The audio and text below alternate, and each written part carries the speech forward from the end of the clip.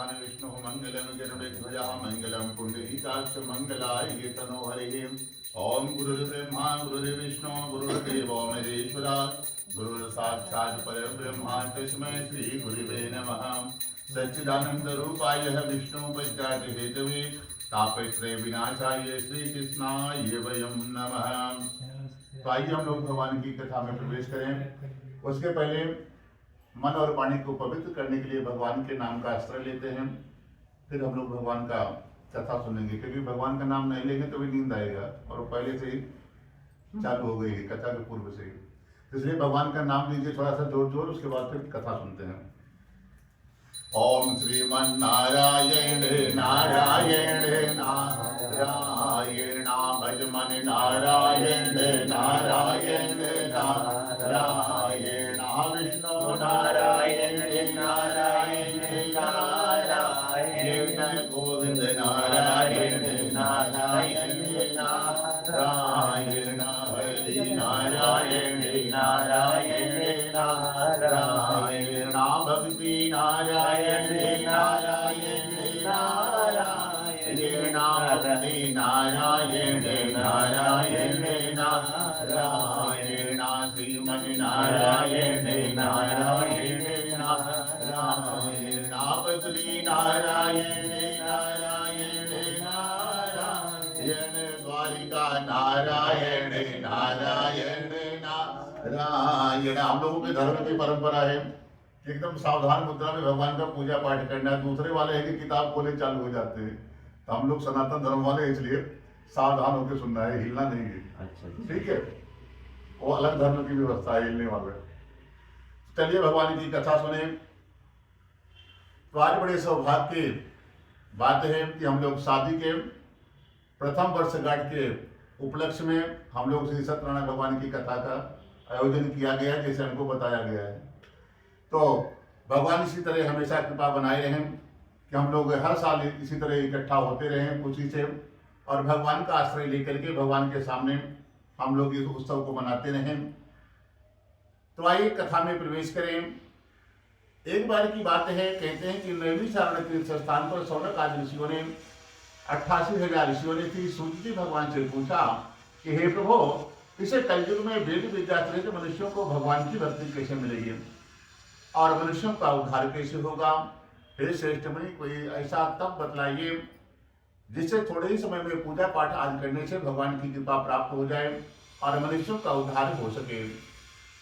इसी बात को लेकर के 88,000 महात्मा नैमिषारण्य में बैठ करके एक धर्म सभा बुलाई है, जिसमें बड़े बड़े महान संत आए हुए हैं, और सभी लोग चर्चा करेंगे कलयुग के मनुष्यों के लिए हम लोग कौन सा व्यवस्था बनाएं। क्योंकि कलयुग के लोग ना पूजा पाठ करेंगे, ना तीर्थ यात्रा करने जाएंगे, ना जंगल में जाके तपस्या करेंगे, ना कोई होम यज्ञ अनुष्ठान नहीं करेंगे, और भगवान की शरणागति उनको कैसे मिलेगी। यदि नहीं करेंगे तो घर में अशांति आ जाएगी, कुछ न कुछ समस्या सबके जीवन में बना रहेगा। तो सभी महात्मा इसी चर्चा में लगे हुए थे। उसी मार्ग से श्री सूर्य जी महाराज जा रहे, तो उन्होंने देखा कि ये बड़े बड़े संत महापुरुष आज क्यों एकत्रित हुए हैं नैमिषारण्य में, चलो हम भी देखते हैं। जैसे सूर्य महाराज आए, सभी महात्मा जो पहले से वहां पर विराजमान थे सब लोग खड़े हो गए, खड़े होकर के प्रणाम किया। तब सूर्य जी महाराज की उम्र बहुत छोटी थी, मात्र वो 20 साल की उम्र है, और जो वहां पर संत बैठे हैं कोई 100 साल का है, कोई 500 साल का, कोई 10,000 साल का था, कोई तो 1 लाख वर्ष से भी ऊपर के थे महात्मा। जब सबने छोटे से बालक को प्रणाम किया तो सूर्य जी को थोड़ा मन में संकोच हुआ कि हमारी उम्र बहुत कम है, ये लोग हमको क्यों प्रणाम कर रहे हैं। परंतु सूर्य जी इतने विद्वान थे कि उन सब महात्माओं से भी ज्यादा ज्ञानी थे। सभी महात्माओं ने इनके ज्ञान को प्रणाम किया और कहा कि हे मुनिवर, हमारे सनातन धर्म की परंपरा है जो ज्ञान में बड़ा होता है वो सब जगह पूजनीय है, और आपके ऊपर आपके गुरु जी की विशेष कृपा है, जिसके कारण हम लोग आपको प्रणाम करते हैं। सूर्य जी महाराज व्यास जी के शिष्य हैं, व्यास जी के बड़ा लाडला शिष्य हैं। जैसे आपको कोई कहीं कोचिंग ट्यूशन कहीं पढ़ाते हैं, कोई बच्चा जो आप पढ़ाएं होमवर्क देते हैं पूरा करके आए तो गुरु जी बहुत प्रसन्न होते हैं। उसी तरह हमारे सूर्य जी महाराज थे, जो भी उनके गुरु जी कार्य देते थे उसको सारा काम को पूर्ण करके आते थे, इसलिए जो भी उनके पास जितनी भी विद्या थी सारी विद्या उनको पढ़ा दी थी। तो अभी व्यास जी के ही तरह परम ज्ञानी हो गए थे। तो एक दिन की बात है, जब सभा में पहुंचे तो महात्माओं ने कहा कि हम लोगों ने आपके ज्ञान को प्रणाम किया है, हे मुनिवर, आप ही बतलाइए कि हम लोग कलयुग के मनुष्यों के लिए, उनके उद्धार के लिए कौन सा उपाय है, कौन सा पूजा पाठ है, कौन सा दान है जो बता दें, और जो मनुष्य जीवन में एक बार भी उस नियम के साथ पार लगा दे, उसको कर ले, तो हमेशा हमेशा के लिए भगवान नारायण की कृपा उसके परिवार पर बनी रहे, कभी कोई समस्या उसके जीवन में नहीं आए। तब नारद जी ने कहा कि हे संत महापुरुष, आप लोगों ने आज मनुष्यों के कल्याण के लिए बड़ी अच्छी बात पूछी है। जिस काम के करने से मनुष्य मोह माया से छूट जाता है, आज मैं आपको बताता हूं, आप ध्यान से सुनिए। कहते हैं एक समय की बात है, नारद जी के मन में विचार आता है कि चलो हम समस्त देवलोक में घूमने के लिए चलते हैं। तो नारद जी सभी देवलोक में जाते हैं, गणेश लोग जाते हैं, माता भगवती दुर्गा जी के लोग जाते हैं, और भगवान श्री हरि नारायण के धाम गए हैं, स्वर्ग वैकुंठ आदि सब जगह घूमते घूमते धरती पर आए। धरती पर आए तो देवलोक में जो भी व्यवस्था देखा, वहां पर सब लोग शांति से सब बढ़िया रह रहे थे, कहीं कोई परेशानी नहीं थी, कोई किसी को कलह नहीं था, कोई ईर्ष्या नहीं था किसी के प्रति। और धरती पर आए तो धरती पर भी सबका हालचाल जानना चाहा, तो नारद जी के साथ 2-4 महात्मा और साथ में निकले और बोले कि चलो हम भी आपके साथ धरती का भ्रमण करते हैं। तो नारद जी सर्वप्रथम पूरे धरती का भ्रमण किया, फिर 2-4 जगह थोड़ा सा उनको अचंभा लगा, तो वहां पर अपने ऋषियों से पूछा कि एक बहुत बड़ा दिव्य आश्रम था, बड़ी बड़ी गाड़ियां थी, बड़े बड़े महल थे।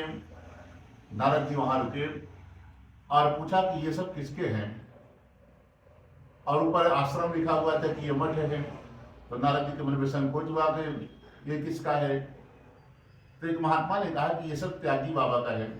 तो बोले ये कौन से त्यागी हैं, इनके पास तो गाड़ी भी है, बंगला भी है, नौकर चाकर भी है, सारी माया तो समेट के बैठे हुए, कौन से बाबा हैं ये। बोले लगता है कलयुग का असर धरती पे हो रहा है, नाम तो सन्यासी है त्यागी बाबा, और सारी संपत्ति माया पर डोल करके बैठे हुए हैं, तो कैसे ये त्यागी हुए, इनके ऊपर भी कलयुग का असर हो गया है। नारद जी फिर थोड़ा और आगे बढ़े तो वहां पर एक आश्रम दिखाई पड़ा, वहां पर खूब जोर जोर से आवाज आ रही थी। तो महात्माओं से फिर पूछा नारद जी, भैया ये किसका आश्रम है। तो किसी ने कहा ये मौनी बाबा का है। बोले यहाँ तो सब शांत रहना चाहिए, मौन रहना चाहिए, और इतना आवाज आ रही है आश्रम से। बोले यहाँ भी लगता है कलयुग का असर हो गया है। नारद जी फिर थोड़ा और आगे बढ़ते हैं तो एक घर है और महात्मा वहां पर रहते हैं। वहां पर 2-3 पत्नियां हैं, 10-15 बच्चे थे। तो महात्माओं से नारद जी ने पूछा कि भाई धरती पे ये किसका घर है। बोले सब ब्रह्मचारी जी का है। बोले इतनी पत्नी और इतने बच्चे ब्रह्मचारी जी के, ये कैसे ब्रह्मचारी है। बोले यही तो कलयुग है धरती पे, मतलब सब में विकृति आ जाएगी, सब अपने धर्म से विमुख हो जाएगा, नाम कुछ और रहेगा, काम कुछ और रहेगा, विपरीत काम करेंगे। तो नारद जी को थोड़ा सा टेंशन बढ़ा कि तो संसार में सब गड़बड़ हो रहा है। जिसका नाम ब्रह्मचारी है उनके 3-4 पत्नी, 10-15 बच्चे हैं। जिसका नाम त्यागी बाबा है, संसार की सारी माया इकट्ठा करके ये बैठे हुए हैं, कैसे त्यागी हैं।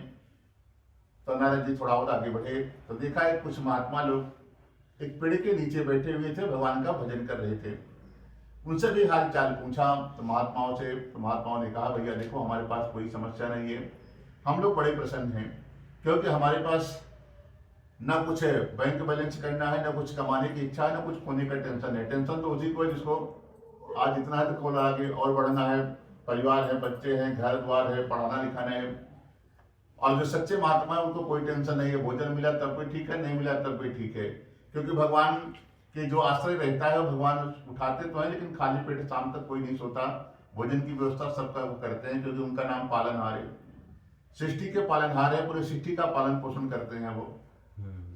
तो इसलिए महात्माओं ने कहा कि हमको कोई समस्या नहीं है, हमारे जीवन में खूब मौज है, हम लोग आनंद कर रहे हैं कि कोई तन दुखी, कोई मन दुखी, कोई धन भी न रहा उदास, थोड़े थोड़े सब दुखी, सुखी राम कर दास। जो भगवान का हो गया है कि ना कुछ चाहिए प्रभु।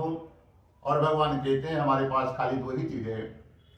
भगवान कहते हैं एक तो हमारी माया है, एक हमारी भक्ति है। तो एक महात्मा ने पूछा ये काम क्या करती है। बोले दोनों नचाने का काम करती है। यदि हमारी माया पा जाता है तो मनुष्य नाचने लगता है, धन के वैभव में पागल हो जाता है, किसी को अनाप शनाप बोलता है, कुछ भी करता है, कहीं भी आने जाने लगता है, सारे पे विचार उसके अंदर आ जाते हैं। और एक हमारी भक्ति है, वो भी नचाती है, परंतु जो वो करता है फिर उसके पीछे पीछे हम नाचते हैं। नचाने का ही काम दोनों करती है। तो मनुष्य की इच्छा है कि मनुष्य को क्या चाहिए। हम लोग भी पूजा पाठ करते हैं, कहीं मंदिर जाते हैं तो भगवान से कुछ मांगने के लिए जाते हैं, भगवान को देखने के लिए नहीं जाते हैं कि हम भगवान से मिलने जा रहे हैं। वो भगवान है। अपने स्वार्थ बस 1 किलो लड्डू भी चढ़ाएंगे तो कुछ ना कुछ बदले में मांग के आएंगे, हे प्रभु हमको ये दे देना, या कोई काम हो जाता है तभी हम जाते हैं चढ़ाने, बिना मतलब के नहीं जाते हैं। ना कोई भगवान का पूजा करता है बिना मतलब के। तो इसी तरह नारद जी ने कहा कि भाई संसार में बड़ी विकृति आ गई है, सुखी वही है जो भगवान से जुड़ गया है, भगवान की माया से नहीं जुड़ा है। तो संत लोग पूरा प्रसन्न है, परंतु नारद जी के मन में थोड़ा सा चिंता बढ़ा कि जो ये भी महात्मा लोग हैं और जो गृहस्थ लोग हैं कोई सुखी नहीं है, सबके सब दुखी है संसार में। तो एक काम करो, चलो भगवान के पास चलते हैं, भगवान कोई ना कोई मार्ग हमको बताएंगे। तो नारद जी ने वीणा निकाली और फिर बजाते हुए भगवान के परम धाम वैकुंठ पहुंचते हैं। और भगवान की कथा के रसिया दो ही हैं परम, एक तो हमारे हनुमान जी महाराज जो बैठे हुए हैं, एक नारद बाबा। ये राम राम करते रहते हैं और उससे वो श्रीमन नारायण का भजन नारद जी हमेशा अखंड करते रहते हैं, कभी उनका बंद नहीं होता है, रात दिन हमेशा चलता रहता है अखंड पाठ। और एक और है भोले बाबा, वो भी सीताराम मंत्र नहीं छोड़ते, उनका भी अखंड पाठ चलता रहता है। ये 3 ऐसे भगवान के परम भक्त हैं। तब नारद जी भगवान के पास आज पहुंचते हैं तो वहां पर क्या देखा कि भगवान सिंहासन पर विराजमान है। वहां पर ब्रह्मा विष्णु आदि सभी देवता भगवान की स्तुति कर रहे हैं। नारद जी पहुंच करके भगवान को प्रणाम किया और कहा कि भगवान आप अत्यंत शक्ति से संपन्न हैं, मन और वाणी में आपको कोई नहीं पा सकता है प्रभु, ना आपका आदि है न अंत है, जिसके कारण प्रभु आप सभी भक्तों के दुखों को दूर करने वाले हैं, ऐसे भगवान को हमारा नमस्कार हो। जब नारद जी ने भगवान को प्रणाम किया तो भगवान ने सोचा कि जरूर कोई विशेष बात होगी। तब नारद जी से भगवान ने प्रश्न किया कि हे मुनिवर, कैसे आपका आगमन हुआ। तो भगवान को पूरी कथा सुनाई कि आज मैं समस्त देवलोक में गया, वहां पर प्रभु कोई समस्या नहीं, परंतु धरती पर गए तो बड़ी विकृति आ गई है, कोई अपने आप में स्थित नहीं है, नाम कुछ और है, काम कुछ उसका उल्टा ही कर रहा है वो। और प्रभु जो गृहस्थ आश्रम में भी वहां भी कुछ ठीक ठाक नहीं चल रहा है, कुछ न कुछ समस्या, किसी के बच्चे नहीं हो रहे, किसी के बच्चों की शादी नहीं हो रही है, किसी के बच्चों के एग्जाम में नहीं पास होते हैं, फेल हो जाते हैं। जिससे भी हाल चाल पूछा सबने कुछ न कुछ समस्या हमको बताया। किसी के यहाँ कुछ सुख शांति नहीं है प्रभु, सब दुखी है पूरा संसार। यदि हमारे ऊपर यदि आप चाहते हो कि थोड़ी भी कृपा रखते हैं तो आप बतलाइए कोई छोटा सा उपाय कि जो भी मनुष्य प्रभु आपके द्वारा बताए हुए उस अनुष्ठान को कर ले तो हमेशा हमेशा के लिए प्रभु उसके परिवार पर आपकी कृपा बन जाए, उसको फिर किसी और के पास भटकना नहीं पड़े, कहीं जाना नहीं पड़े। तो भगवान ने कहा कि नारद जी आज मनुष्यों की भलाई के लिए आपने बड़ी अच्छी बात पूछी है, हम आपको बतलाते हैं, आप ध्यान लगा करके सुनिए। जैसे भगवान बताने के लिए नारद जी ने कहा प्रभु यहाँ मत बताओ, यहाँ बताओगे तो खाली आप बताओगे और हम खाली सुनने वाले हैं, और संसार में इतनी बड़ी जनसंख्या है, हम एक एक आदमी को कहाँ जाके बताएंगे, हमारे पास इतना कहाँ समय है। एक काम करो प्रभु, हम धरती पर पता लगाते हैं, जहाँ पर ज्यादा से ज्यादा लोग रहते हो प्रभु आप वहीं चलिए, उसकी हम व्यवस्था बताते हैं कि कहाँ पर कैसे करना है आयोजन, फिर आप वहां पर बताइए ताकि जितने लोग इकट्ठा सुन लेंगे फिर एक दूसरे से इसका प्रचार प्रसार हो जाएगा और पूरा संसार बहुत जल्दी सुखी हो जाएगा। तो विचार किया कि कौन इसका पता लगाएगा कि कहाँ पर ये कथा किया जाए जहाँ से ज्यादा लोग रहते हों। तो भगवान के हाथ में सुदर्शन चक्र रहता है, बोलते हैं उनकी गति बहुत तेज चलते हैं वो। तो भगवान से प्रार्थना किया कि प्रभु आप लोग कहीं मत जाइए, खाली आप उनको आदेश कर दीजिए सुदर्शन जी ने, और कहा कि हम थोड़ी ही देर में जाते हैं और संसार में जो सबसे बढ़िया पवित्र स्थान होगा, जहाँ का वातावरण अच्छा होगा, अभी आकर के हम सूचित करते हैं, फिर आप लोग यहाँ से प्रस्थान करिए। सुदर्शन जी भगवान से आदेश लिया, आदेश लेकर के पूरी धरती पर घूमते घूमते नैमिषारण्य पहुंचते हैं। नैमिषारण्य का नाम सुना है? नहीं सुना है। ये उत्तर प्रदेश की घटना है। यूपी में लखनऊ का एक शहर है, उसी के पास में एक सीतापुर जिला है, वहीं पर ये नैमिषारण्य तीर्थ क्षेत्र है। और उस क्षेत्र को नैमिषारण्य को कहते हैं पूरे संसार का केंद्र बिंदु और बीच है, सेंटर वो, जहां पर ये कथा हुई थी। उसके बीच पूरा संसार चारों तरफ वो बीच का केंद्र है, वो भारत देश का वो नैमिषारण्य। हाँ, तो वहां पर भगवान का सुदर्शन चक्र आया, रुका और वहां पर क्या देखा, वहां पर 88,000 महात्मा पहले से परमानेंट रहते हैं। तो वहां पर हमेशा भगवान की कथा, पूजा, ध्यान आदि होता रहता है, भगवान का भजन होता रहता है, जिससे वहां का वातावरण भी बड़ा पवित्र था। तब सुदर्शन जी को लगा कि यदि भगवान यहाँ करके बताएंगे तो एक साथ 88,000 महात्मा सुन लेंगे, तो एक दूसरे से इसका प्रचार प्रसार हो जाएगा और पूरा जल्दी पूरा संसार भगवान की कृपा पात्र हो जाएगा, सबके घर से परेशानी निकल करके भाग जाएगी। सुदर्शन जी जाकर के भगवान को सूचित किया, भगवान से प्रार्थना किया। नारद जी भी भगवान से प्रार्थना की कि हे प्रभु, आप नैल में शरण क्षेत्र है, वहीं पर आप पधारिए प्रभु, वहीं पर कथा का आयोजन किया जाएगा। तो आज भगवान भी नारद जी के साथ धरती लोक पर आए हैं और नैमी शरण जैसे पहुंचते हैं, जितने भी 88,000 महात्मा थे सब ने भगवान के स्वागत के लिए खड़े होकर के एक साथ भगवान की स्तुति करने लगते हैं। जब भगवान आए हैं तो एक बढ़िया सिंहासन पर, जैसे आपने यहाँ पर ऊंचा सिंहासन आसन दिया है, भगवान को वहां पर स्थापना किया गया, विराजमान कराया गया, वहां पर बैठते हैं। तो सभी ऋषियों ने भगवान जी का पूजन किया, उनकी आरती उतारी। उसके बाद फिर नारद जी सबसे आगे बैठ गए कथा सुनने के लिए, और 88,000 महात्मा जो हैं सब एक लाइन से, जहां से आप लोग यहाँ पर बैठे हैं सब बढ़िया से बैठ गए। तो नारद जी ने भगवान से प्रश्न किया कि हे प्रभु, जो आप बताने जा रहे हैं संसार वाले, इसको किस नाम से जानेंगे? तो उसी बीच में कुछ महात्मा लोग विरोध कर दिया, हे नारद जी, ये आपका देवलोक नहीं है, धरती लोक है, यहाँ का नियम अलग होता है। यहाँ पर कोई पूजा पाठ अनुष्ठान करने के लिए पत्नी का होना जरूरी होता है, जोड़े से बैठा जाता है, यहाँ अकेले नहीं किया जाता कोई अनुष्ठान। अब नारद जी के मन में थोड़ा सा विस्मय हुआ कि लगता है मुख्य यजमान बनने का हमको मौका नहीं मिलेगा। तो कुछ महात्माओं से नारद जी ने प्रार्थना किया कि भाई कोई और व्यवस्था हो तो आप बताइए, क्योंकि एक बार हम पत्नी की व्यवस्था में लगे हुए थे, मनुष्य से हमको भगवान ने बंदर बना दिया था, तो हमारे नसीब में पत्नी वत्नी नहीं है, हमारे नसीब में है बाबा ही बने रहना है, वही हमारे लिए कल्याणकारक है। तो उसके लिए कोई आप मार्ग बताइए, आप लोगों के लिए नहीं कहा जा रहा है, टेंशन मत लीजिए। तो हमसे कहा कि कोई और व्यवस्था बनाइए। तो कुछ महात्माओं ने कहा देखो, जो ब्रह्मचारी आदमी है, जो साधु संत वैराग्य धारण कर लिए हैं, उनके लिए अकेले भी कर सकते हैं, वो पूजा कर सकते हैं। तब नारद जी फिर आगे बैठ गए, भगवान से प्रश्न किया कि इसका क्या नाम होगा, पहले तो नाम बताइए। तो भगवान ने कहा कि इसका नाम सत्यनारायण व्रत कथा होगा। फिर नारद जी ने फिर भगवान से प्रश्न किया कि प्रभु, इसको किस दिन करना बढ़िया होता है? भगवान ने कहा ये 365 दिन में आपके पास जब भी समय हो आप तभी कर लीजिए, क्योंकि काल व्याल खग्रासों में काल जो है मुंह खोल कर रखा है हम लोगों को खाने के लिए।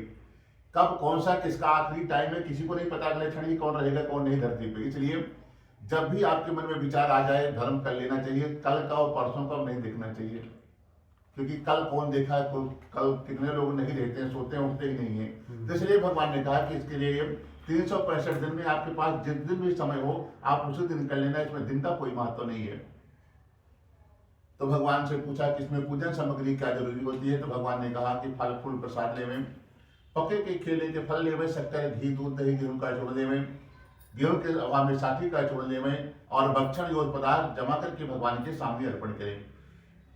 इसका मतलब ये हुआ कि जो खाने योग्य पदार्थ है, जो पकवान बनते हैं, भगवान को 56 प्रकार का भोग बहुत ज्यादा पसंद है।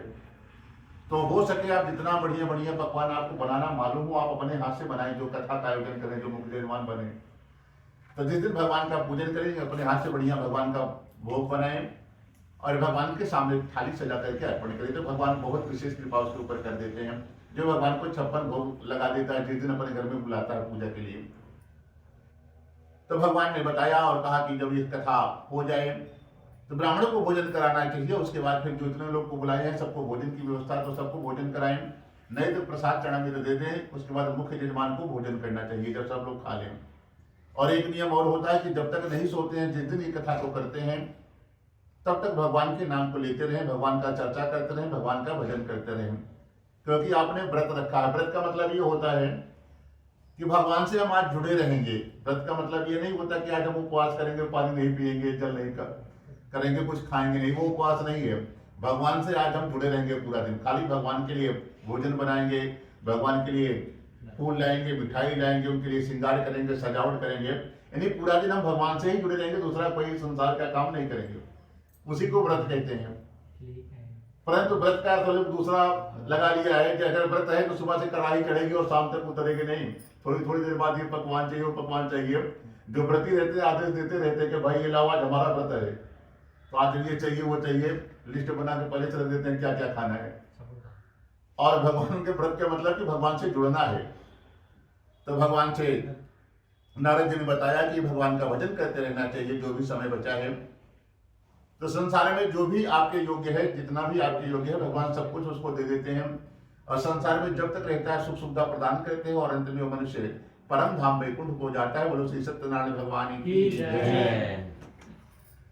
लगता है कुंभकर्ण जी परेशान कर रहे हैं हमारे श्रीमान को। तो उसकी भी एक कथा है छोटी सी।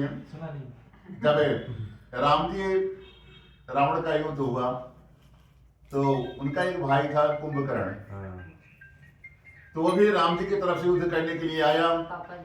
और भगवान श्री राम ने धनुष निकाला और बोला कि हम इसको खत्म कर देंगे। तो उसकी पत्नी को समाचार मिला कि आज इनके पति को यानी कुंभकर्ण जी को समाप्त किया जाएगा। तो बेचारी भाग करके दौड़ करके आती है नमस्ते। और फिर भगवान के चरणों में लेट गई और भगवान को प्रणाम किया। कहा प्रभु हमारे पति का क्या दोष है, आपको तो दुश्मनी इनके भाई से है, आप उसके साथ जो करिए करिए, इनको तो छोड़ दीजिए। तब कहते हैं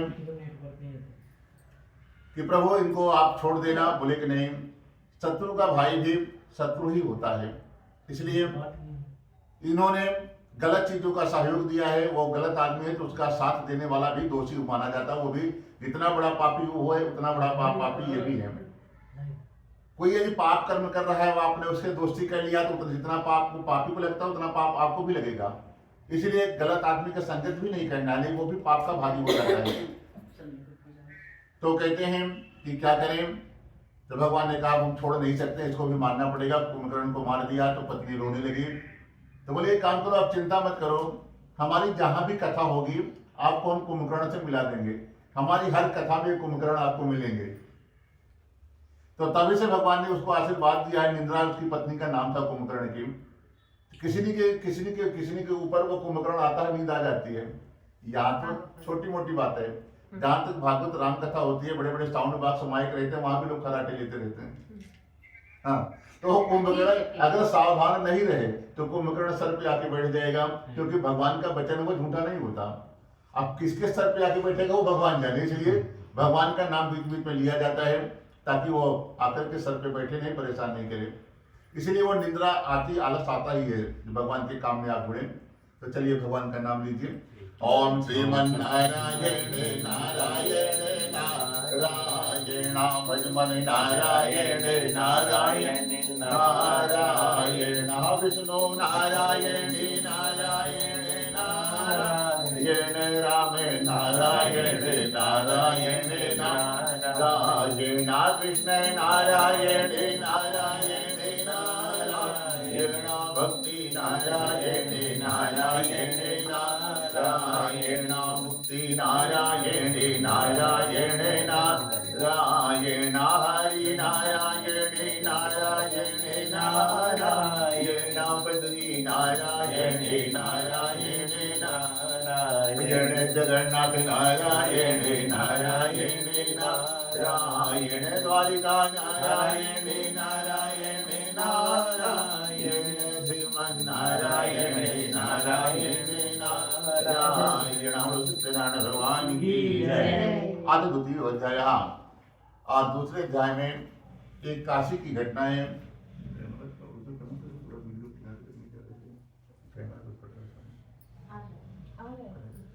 तो कहते हैं काशी में एक ब्राह्मण देवता रहते हैं, बड़े गरीब हैं। उनके पास न रहने की व्यवस्था है, न खाने की व्यवस्था है, न तन पे कपड़ा पहनने की व्यवस्था है। और फिर भगवान की कृपा उनके ऊपर नहीं है, बेचारे बड़े गरीब हैं। तो एक दिन की बात है, और कहते हैं कि ब्राह्मण देवता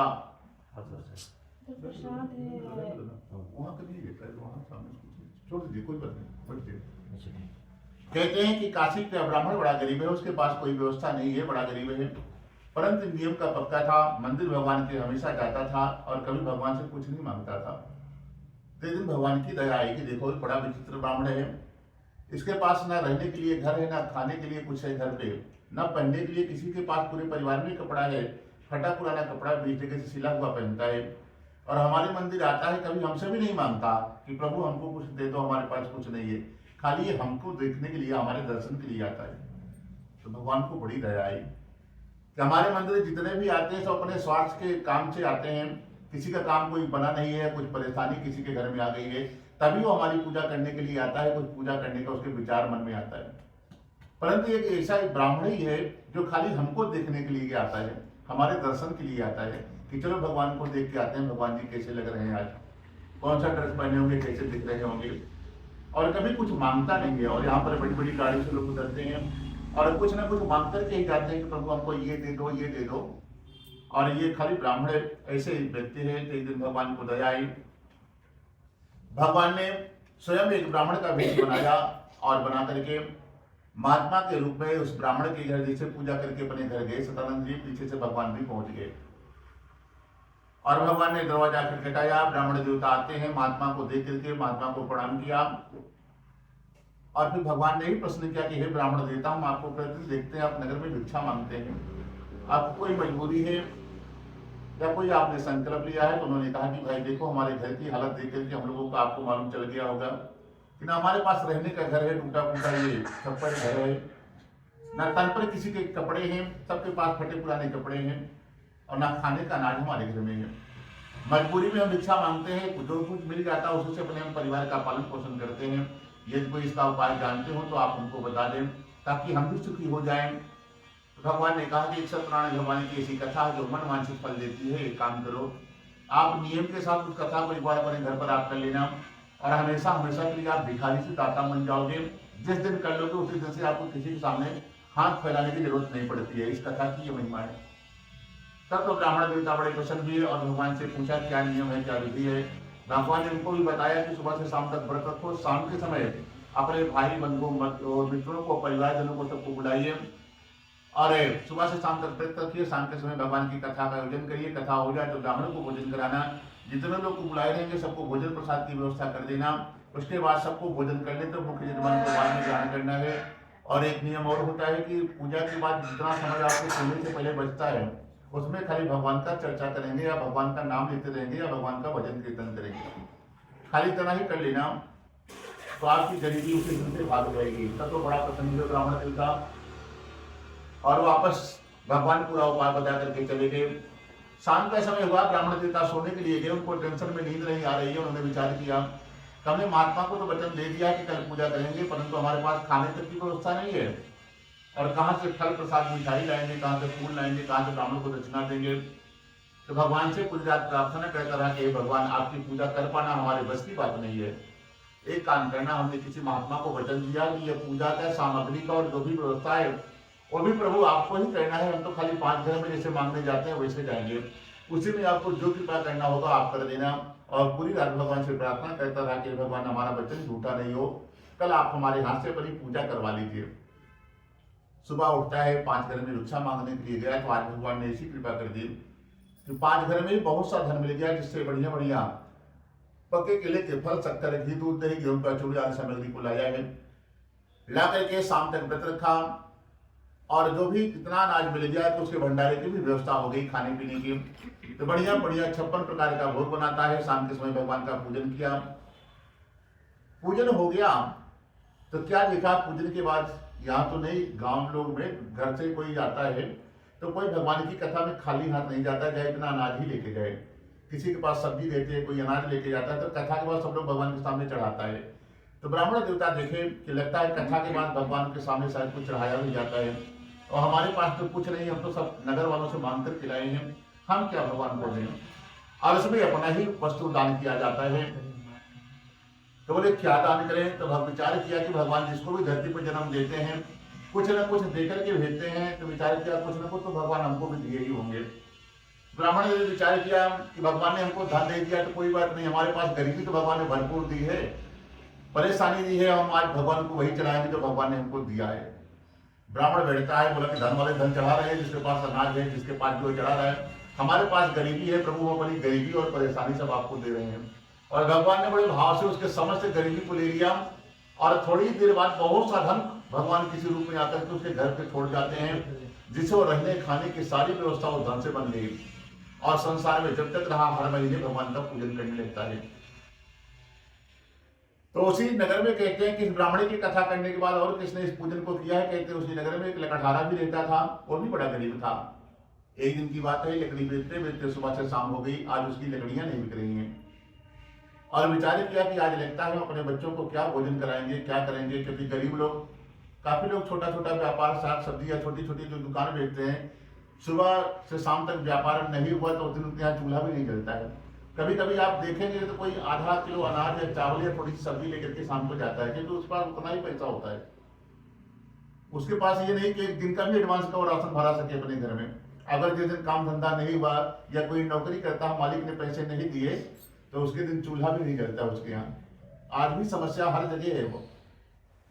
तो लकड़हारे के पास भी वही समस्या थी, आज लकड़ियां नहीं बिकी है, बड़ा दुखी हुआ, और उसको खुद भूख और प्यास लग गई, पास में दुकान है लेकिन पैसे नहीं है तो कौन देगा। थोड़ा अगरबत्ती कम करिए जो। तब वहां पर लकड़हारा एक ब्राह्मण का घर दिखाई पड़ा, सोचा चलो मान करके देखते हैं, भगवान की इच्छा होगी उसको दिला देंगे, तो जलपान कर लेंगे, नहीं हर इच्छा नारायण की, जैसे भगवान की मर्जी होगी। वहां पर गया तो देखा ब्राह्मण देवता भगवान की पूजा कर रहे हैं। लकड़हारा भगवान की कथा में बैठ गया और भगवान के पूजन को सुना, प्रसाद दिया, फिर पूछता है हे ब्राह्मण देवता, ये आप कौन सा पूजा कर रहे हैं, या पूजा करने से क्या फल मिलता है। तब ब्राह्मण ने कहा कि सत्यनारायण भगवान की कृपा से हमारे घर में जो भी धन है वो आज आप देख रहे हैं, सब कुछ भगवान की कृपा से प्राप्त हुआ है।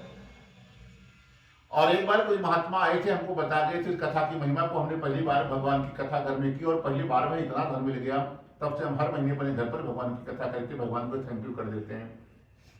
तब तो आज लकड़हारा बड़ा प्रसन्न हुआ और पूछा कि कैसे करना होता है, क्या नियम है, क्या विधि है, पूरा उपाय पूछ करके लकड़हारा भी अपने घर गया और अपने पत्नी को बताया कि हे देवी, एक ऐसी कथा सुन करके आए हैं कि जिसको करने से जिसके घर पे गरीबी होती है, गरीबी भी घर से भाग जाती है। और फिर अगले दिन संकल्प लिया कि जिस नगर में धनवान लोग रहते हैं, ऐसे नगर में हम लोग लकड़ी बेचने के लिए जाएंगे। और फिर अगले दिन फिर लकड़हारा जिस नगर में धनवान लोग रहते हैं, ऐसे सुंदर नगर में लकड़ी बेचने के लिए जाता है, और भगवान की कृपा से आज 1 घंटे में सारी लकड़ियां उसकी बिक गई, और जो प्रतिदिन से 4 गुना ज्यादा धन मिल रहा है। अगर कोई 1 रुपए एक बंडल का बेच रहा है तो लोग 4 रुपए दे रहे हैं। तब तो आज लकड़हारे को भी बड़ा अचंभा हुआ कि लगता है भगवान भी हमारे ऊपर कृपा करेंगे आज। तो उसको 1 घंटे में सारी लकड़ियां बिक गई, प्रतिदिन से 4 गुना धन ज्यादा मिल गया। तो भगवान के पूजन के लिए बढ़िया बढ़िया पके केले के फल, शक्कर, घी, दूध, दही आदि व्यवस्था बनाई है। शाम तक व्रत रखा, शाम के समय अपने भाई बंधु मित्रों को बुलाया और बुला करके भगवान का पूजन का आयोजन किया। पूजन पूर्ण हो गया। उन्होंने भी भगवान से वही प्रार्थना की कि हे भगवान, हमारे पास भी गरीबी और परेशानी के अलावा कुछ भी नहीं है, हम भी अपनी समस्त समस्या आपके चरणों में अर्पण करते हैं।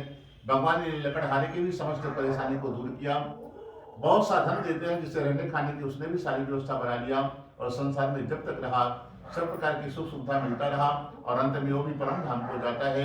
बोलो श्री सत्यनारायण भगवान की जय। ओम श्रीमन्नारायण नारायण नारायण विद्महे नारायण नारायण नारायण विष्णु नारायण नारायण नारायण गोविंद नारायण नारायण नारायण भक्ति नारायण नारायण नारायण मुक्ति नारायण नारायण नारायण श्रीमन् नारायण नारायण नारायण रामे नारायण नारायण नारायण कृष्ण नारायण नारायण नारायण बुद्ध नारायण नारायण नारायण भजमन नारायण नारायण नारायण सत्यनारायण भगवान की जय। आज श्री फूल चढ़ा दे।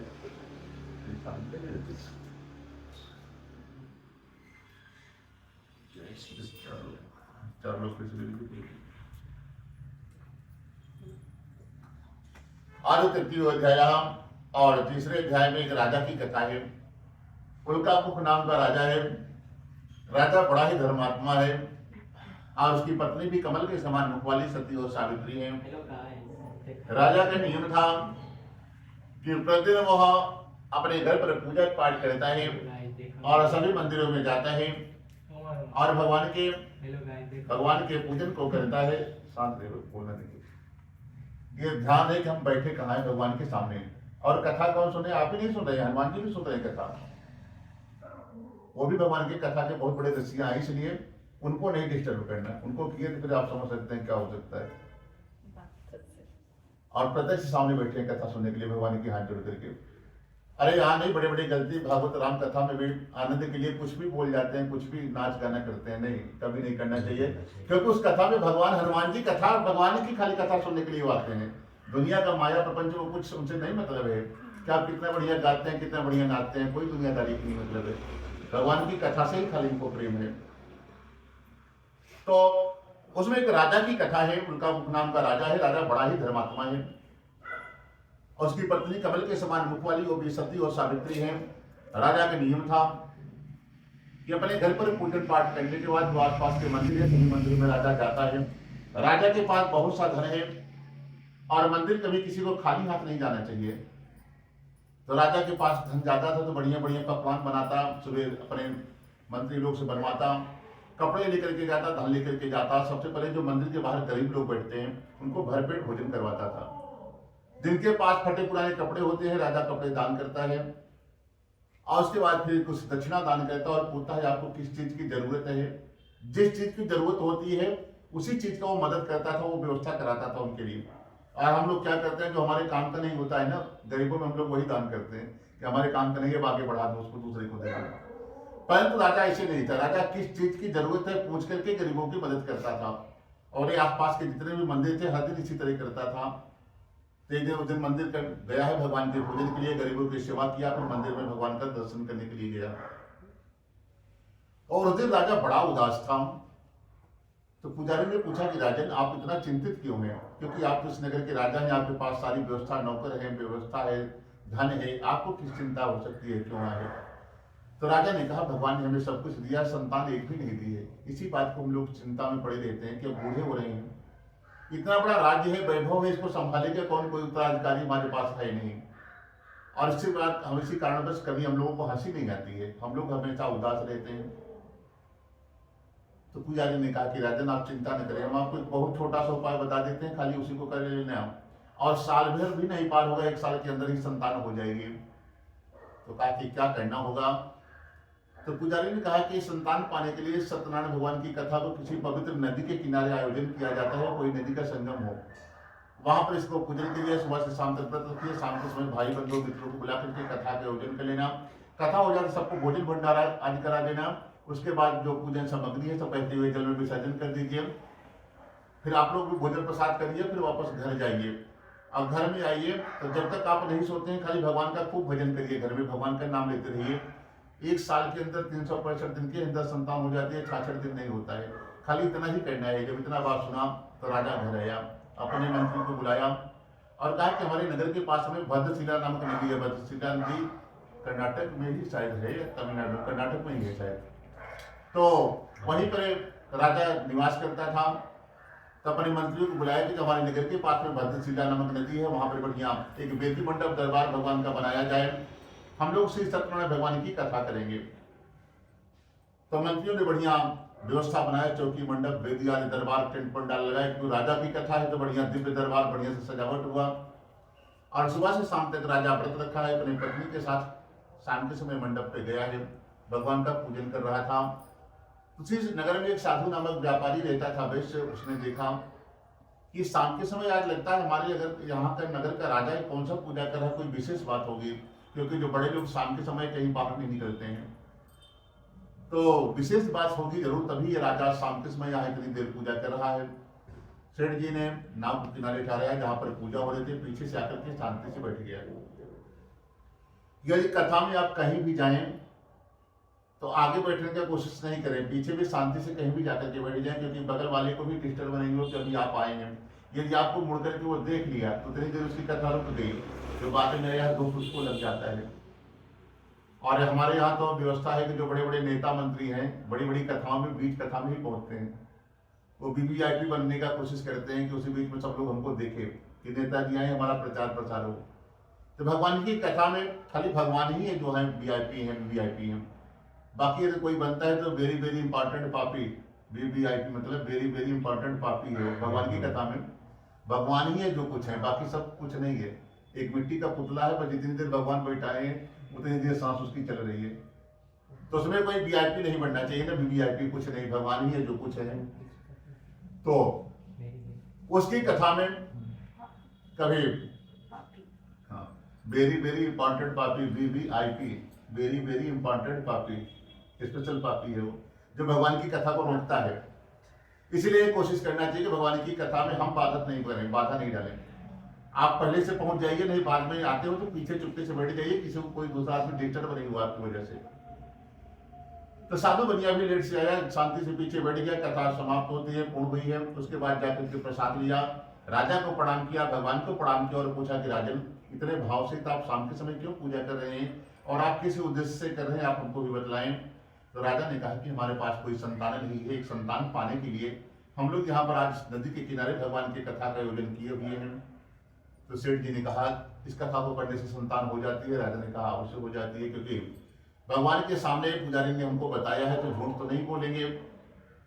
तो सेठ जी ने कहा कि इसका विधि उपाय बता दो, हम भी कर लें, क्योंकि हमारे पास भी सोने चांदी का कारोबार है, धन की कोई कमी नहीं है, परंतु घर में संतान एक भी नहीं है। पूरा उपाय साधु वैष्णव ने भी पूछा, पहुंच करके अपने घर गया, अपनी पत्नी को बताया कि हे देवी एक ऐसी कथा सुन करके आए हैं जिसको करने से जिनके यहाँ संतान नहीं होती है, संतान भी हो जाती है उस परिवार में। तब तो सेठानी जी ने कहा कि सेठ जी हमको ये कभी कराइए आप, क्योंकि हम लोग हर दिन एक दिन बीतता जा रहा है, बूढ़े होते जा रहे हैं, और आप करा दो, पूजा हो सकता है हमारे घर पे भी संतान हो जाए। परंतु सेठ जी धन खर्चा करके कभी धर्म काम जीवन में नहीं किए। उन्होंने कहा कि अब क्या करें, इसमें तो हमने देखा है कि राजा ने फल भी खुबाया था, मिठाई भी आई थी, खाने का भी भंडारा बड़े बड़े बर्तन में बन रहा था, इसमें तो लगता बहुत खर्चा होता है और हमारा तो बहुत पैसा बर्बाद हो जाएगा।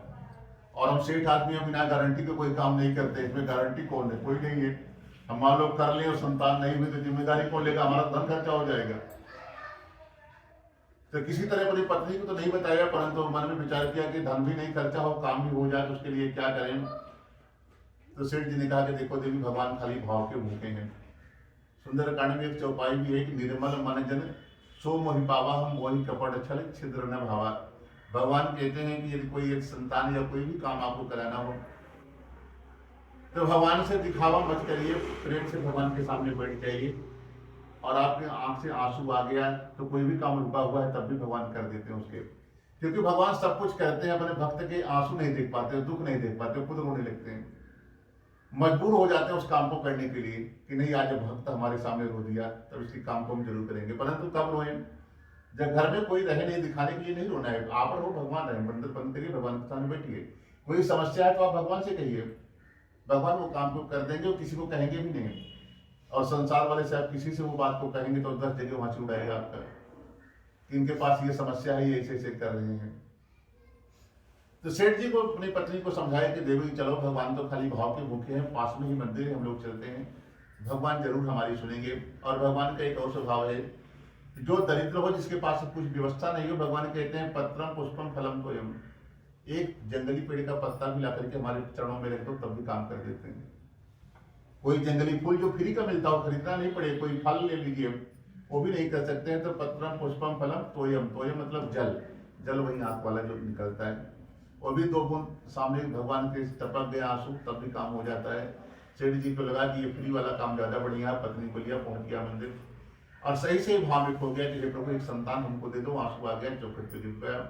सेठ जी को लगा अब हमारा काम हो जाएगा। पत्नी को फिर हाथ पकड़ा, बाहर से परिक्रमा किया, वापस घर आ गया। धीरे धीरे समय बीतता गया, राजा के यहाँ पुत्र का जन्म हुआ, सेठ जी के यहाँ भी कन्या का जन्म हुआ और भगवान के आशीर्वाद से हुई थी। तो चमत्कारिक वो कन्या थी, बहुत तेजी से बढ़ रही थी। तो उसके बढ़ते हुए अचानक देख करके सेठ जी ने उसका नाम कलावती रख दिया, उसकी कला को देख करके। फिर उनकी सेठानी जी ने कहा कि सेठ जी आपने वचन दिया था कि संतान हो जाएगी तब पूजा करेंगे, अब तो संतान हो गई, अब आप पूजा कर लो भगवान का। फिर सेठ जी को लगा काम हो गया, क्यों धन खर्चा करें, परंतु पत्नी को कैसे समझाए, पत्नी को समझाना आसान बात नहीं है। तो सेठ जी ने कहा कि हम विरोध भी नहीं कर सकते हैं कि नहीं पूजा कराएंगे, इसे कह भी नहीं सकते हैं, और धन भी नहीं खर्चा हो, बचाना है। तो पत्नी को बुलाया और कहा कि देवी देखो, हमारे परिवार की बहुत पुरानी परंपरा है कि जब बच्चों का विवाह होता है तो उसमें कथा करना बहुत जरूरी होता है, और कथा करना ही पड़ता है। और अभी बुढ़ापे में संतान हुई है, हमारी जितनी भी ननद हैं, तुम्हारी हमारी बहनें सब आ जाएंगे, उनको भी कुछ ना कुछ देना पड़ेगा गिफ्ट। नगर के सेठ साहूकार हैं, खाने पीने की व्यवस्था बनानी पड़ेगी, किसी में बहुत धन खर्चा हो जाएगा। ये पूजा करेंगे तो उसमें अलग से तैयारी करनी पड़ेगी, उसमें भी धन लगेगा। तो एक काम करते हैं, चलो हम लोग चलते हैं, भगवान से क्षमा मांग के आ जाते हैं, प्रभु अभी संतान हुई है, बहुत ज्यादा खर्चे में है, प्रभु इस बार माफ करना। जब अपनी बेटी का विवाह कराएंगे तो उसमें आपको बुलाएंगे, पहले आपका पूजा करेंगे, फिर विवाह का कार्य करेंगे। पत्नी को लिया, मंदिर पहुंचा, भगवान से क्षमा मांगी, वापस आ गया, व्यापार के लिए चला गया। वापस 5 साल बाद आया तो देखा अब बेटी उसकी बड़ी हो गई है। सोचा कि अब इसका विवाह करना चाहिए। और पहले जमाने में, आज के 30 साल पहले तक ये व्यवस्था थी कि 5 साल से लेकर 9 साल के अंदर कन्याओं का विवाह हो जाता था। विदाई भले 11 साल 15 साल में करें, लेकिन विवाह कर लेते थे। तो उनको मानना था कि कोई चीजें हम दान कर रहे हैं, कन्या का दान कर रहे हैं, तो रजस्वला धर्म से पहले पवित्र कन्या रहे तभी दान करने का पुण्य मिलता है। इसीलिए छोटी कन्या का लोग कन्या दान कर लेते थे, फिर बाद में विदाई जब 20-25 साल की हो जाए तब करते थे। 11 साल बाद, कोई 15 साल बाद करता था। तो सेठ जी ने कहा कि भाई 5 साल बाद विवाह इसका करना ही है, जो अभी इतने बूढ़े भी नहीं है कि संसार छोड़ने का समय आया है, तो चलो हम लोग भगवान से क्षमा मांग लिए हैं, बाद में विवाह के समय करेंगे। सेठ जी व्यापार करने के लिए गए, 5 साल बाद आए तो देखा अपनी सहेलियों के साथ उनकी बेटी बाहर खेल रही थी। सोचा कि अभी बड़ी हो गई, इसका विवाह करना चाहिए। तुरंत एक दूत को बुलाया और आदेश दिया कि हमारी लड़की के लिए कोई बढ़िया चुहे के बड़ी पुत्र ढूंढ करके लाइए। और उनके दूत लोग घूमते घूमते कांचनपुर नामक नगर जाते हैं, जो हम लोग अभी कलकत्ता के नाम से जानते हैं, पहले उसका नाम था कांचनपुर, एक नगर था वो। वहां पर गए हैं, वहां पर एक बढ़िया बड़ी पुत्र दिखाई पड़ा, उस लड़के को सेठ जी के पास लाया गया। सेठ जी को भी लड़का पसंद आ गया और बड़े धूमधाम के साथ सेठ जी ने अपनी पुत्री का विवाह उसके साथ कर दिया। किंतु दुर्भाग्यवश सेठ जी के दुर्भाग्य है कि विवाह के समय वो पूजा करना ही भूल गया। उसको याद ही नहीं था कि हमारे परिवार की परंपरा है, हम भगवान को वचन दिए हैं कि प्रभु बेटी के विवाह में आपको हम जरूर बुलाएंगे, घर में आपका पूजा करेंगे, तभी हम विवाह का कार्य करेंगे। और सारी व्यवस्था बन गई। अब दरवाजे पे बारात भी आ गई, तो उसमें भी एक चौकी रखा जाता है, गणेश गौरी नवग्रह भगवान नारायण को बुला के उनके सामने, भगवान के सामने ही विवाह का कार्य होता है पूजा करने के बाद 5 देवताओं का। तो भगवान भी आए, देखा कि सेठ जी के पास यहाँ पर कोई कंजूसी नहीं है, क्योंकि वहाँ पर दिखावा करना है सेठ जी को कि लोग जाने के बहुत बड़े आदमी है, बढ़िया वाला टेंट हाउस है, कैमरामैन बढ़िया, खाने पीने का हजारों काउंटर लगा दिया है कि लगे कि ये सबसे बड़ा आदमी पैसे वाला यही है। और संसार में सबकी वही हालत है। अभी पूजा पाठ करना हो तो उसमें लगता है कि बेकार में पैसा खर्चा हो जाएगा, बेटे का बर्थडे मनाना हो और कुछ फंक्शन करना हो तो उसमें बढ़िया बढ़िया खाने के काइटर बुलाएगा, फिर वो जाए जितना कैमरामैन ले जाए, कैटर जितना ले सब देगा। परंतु पूजा वाले में कितना कंजूसी कर सकता है, उतना ज्यादा कंजूसी करने का लोग कोशिश करता है। तो विवाह में भगवान भी आए थे, देखा कि सेठ को देखो सारी व्यवस्था बना है, कहीं कोई कंजूसी नहीं है, परंतु तुम्हारी पूजा के लिए गरीब हो जाता है। विवाह का कार्य संपन्न हुआ, फिर विसर्जन किया जाता है, जो जहाँ से देवता हैं सब लोग अपने अपने स्थान हो जाए। सभी देवता लोग चले गए, भगवान नहीं गए। भगवान जाते से पहले जो सेठ जी के घर में लक्ष्मी जी को भेजा था, उनका हाथ पकड़ा, बोला देवी आओ चलो हम लोग बैकुंठ में ही रहेंगे मजे से।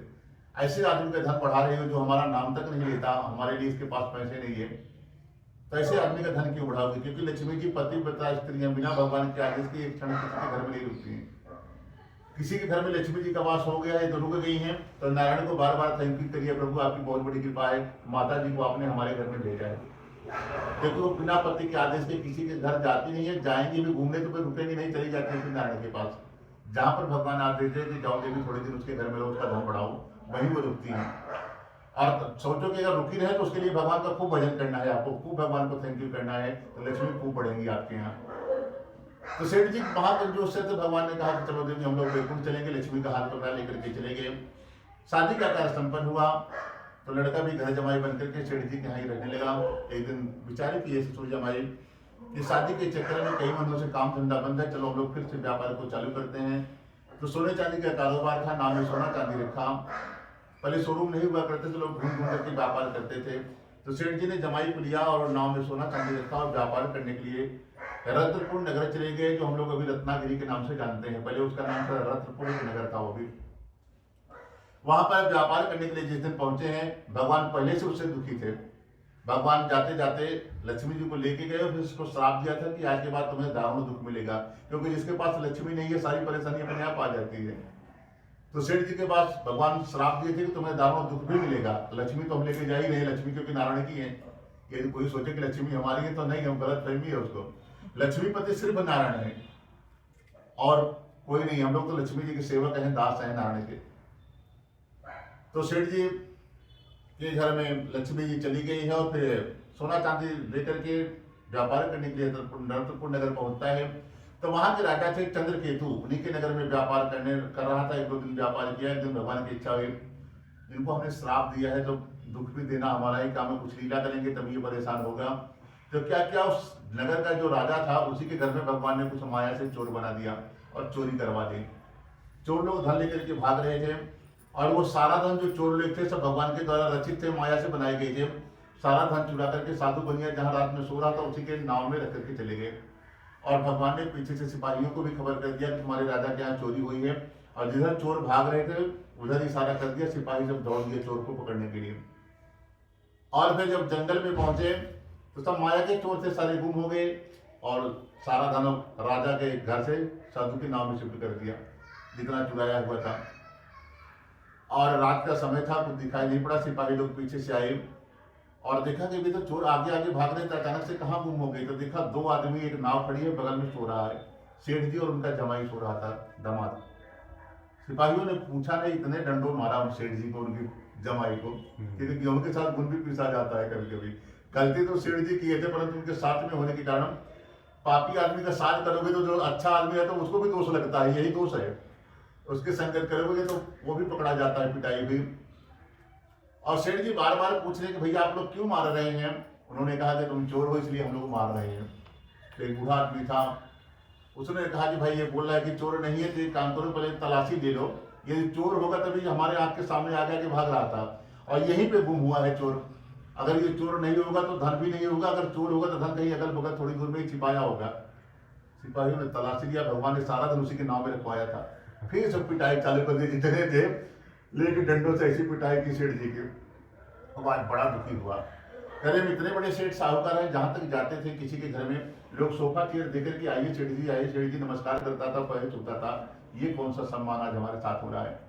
क्योंकि जा पर कृपा राम की हुई ता पर कृपा करे सब कोई। जब तक भगवान की कृपा है तभी तक आप कहीं भी जाओगे आपको सम्मान मिलेगा, सब कुछ होगा। जिस दिन अपनी कृपा आपके ऊपर से हटा लेंगे ना, आप कहीं भी अपमान हो सकता है, कहीं भी दो डंडे खा सकते हैं।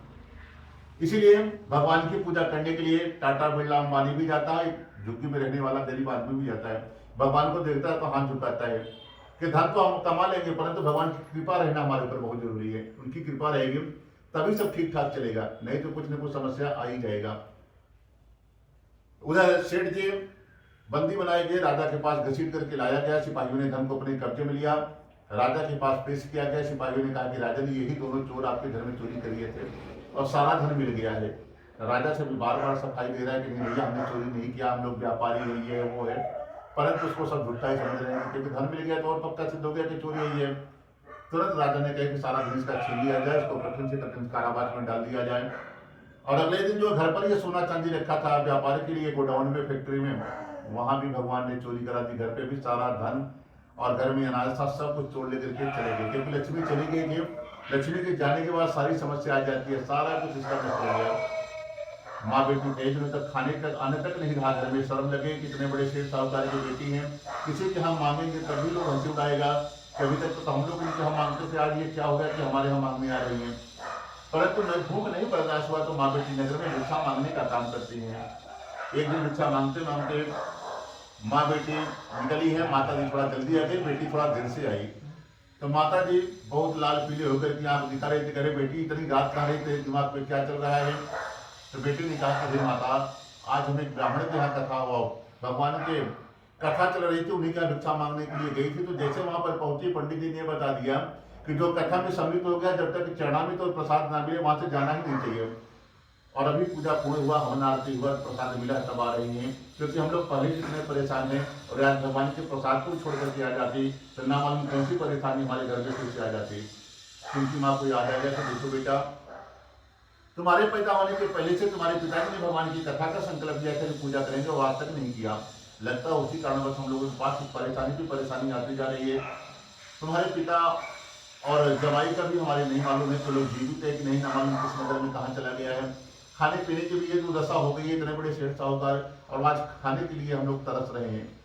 लगता है भगवान ही नाराज हो गए। चलो हम दोनों कल दोनों साथ में भिक्षा मांगने के लिए चलेंगे। जितना भी धन मिलता है एक बार भगवान का छोटा रूप में ही पूजा करके भगवान से क्षमा मांग लेते हैं। अगले दिन माँ बेटी जाती हैं और भगवान की कृपा से बहुत सा धन मिल जाए, जिससे बढ़िया बढ़िया पूजन सामग्री पके के लेके फल से घी दूध दही आज लाएंगे। भगवान से पूजन किया, भगवान से क्षमा मांगा कि हे भगवान मुझसे या मेरे परिवार में यदि कोई अपराध हो गया हो तो हम लोग पूरे परिवार की तरफ से आज आपसे क्षमा मांग रहे हैं। भगवान के पूजन में ऐसे संकल्प दिया कि हे प्रभु हमारे पूरे अपराध को आप क्षमा करें, पूरे परिवार की तरफ से माफी मांगते हैं। और फिर पूजन किया और भगवान से क्षमा मांगी। भगवान पूजा से संतुष्ट हुए। पूजा के बाद विसर्जन किया गया कि जो जहाँ से देवताएं हैं सब लोग अपने अपने स्थान को जाएं। और पूजा के बाद सभी देवता चले गए, भगवान विष्णु नहीं गए। उन्होंने जहाँ पर साधु बनिया जेल में बंदी बनाया गया था कि घर में पत्नी ने बेटी ने क्षमा मांग ली भगवान से। आप गलती अपराध हो जाए भगवान से क्षमा मांगो तो भगवान क्षमा भी कर देते हैं, और गलती भी करें और अपराध को माने भी नहीं कि हमने किया है तो समझ लो फिर समस्या आगे बढ़ती चली जाती है। तो भगवान से क्षमा मांगी। भगवान ने जाकर के जहाँ पर ये साधु बनिया जेल में बना था उस राजा को रात में भगवान ने दर्शन दिया। दर्शन देकर के कहा कि राजन जिन दोनों वैश्यों को अपने बंदी बनाए हैं वो दोनों बहुत बड़े व्यापारी हैं, उनको सुबह होते ही छोड़ देना, नहीं तो तुम्हारा पूरा राज्य और तुम्हारे बेटे को हम खुद नष्ट कर देंगे। और ये अपराधी इनको अपने जानबूझ करके नहीं अनजाने में आपने इनको बंदी बनाया है, काम करना। ये लोग व्यापारी हैं, फ्री होते तभी तक धन को दोगुना कर दिए होते। वो आपकी जिम्मेदारी है कि दोगुना धन करके इनको देना है और नगर से विदा कर देना। नहीं किए तो अगले दिन आपका पुत्र और राज्य सब समाप्त कर दूंगा। स्वप्न से जागा, राजा सभा में गया, मंत्रियों को बताया। मंत्रियों ने राजा से कहा कि जैसे भगवान ने आदेश दिया वैसे आप करिए। सेठ जी को जेल से छुड़ाया गया, सभा में लाया गया। दोनों ने आकर के राजा को प्रणाम किया। राजा कहता है कि हे महान भाव, भाभी बस तुम्हें इतना दुख प्राप्त हुआ था, अभी से आपको कोई भय नहीं है। तुरंत उनको नए नए वस्त्र आभूषण पहनाए। जितना धन लिया था उससे भगवान के आदेश अनुसार दोगुना धन और दिया गया और अपने नगर से विदा कर देते हैं। दोनों बैठ अपने अपने नगर से ये चलते हैं। बोलो श्री सत्यनारायण भगवान की। ओम श्रीमन्नारायण नारायण नारायण भजमन नारायण नारायण नारायण विष्णु नारायण नारायण नारायण गोविंद नारायण नारायण नारायण हरि नारायण नारायण नारायण श्रीमन नारायण नारायण नारायण भक्ति नारायण नारायण नारायण मुक्ति नारायण नारायण नारायण। सत्यनारायण भगवान की जय। आदि श्री पंचम और चतुर्थो अध्यायः।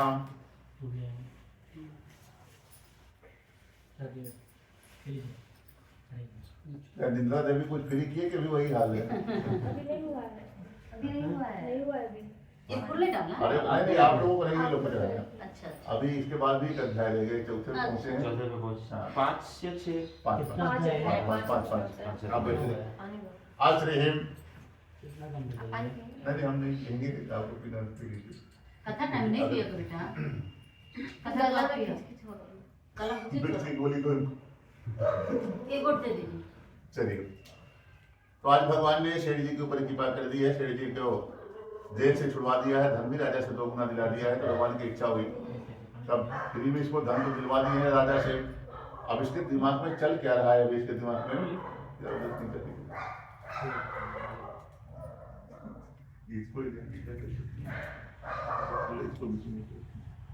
नहीं हुआ है इसमें है क्या? उसमें है बांधना। अच्छा ठीक है। अभी तो तुम बांध देंगे जोर से। बंदा है बस खींचे नहीं बैठे रहने को, बहुत मोटा है वो। चालू हो गया मैसेज कर रहा है। हाँ ठीक है तो हम लोग चालू करते हैं, कर लेंगे।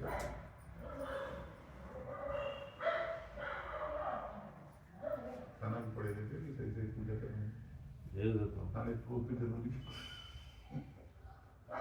ज्वाइन करना है तो बोलो ज्वाइन कर लो, मैनेजर को अपने एक बार देख लो।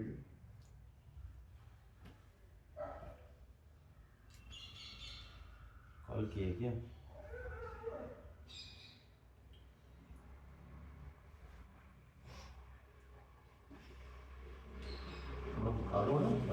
एक मिनट बस मैं कॉल कर देता हूँ। 1 घंटे का समय और चाहिए हमको। 1.5 घंटा लगेगा।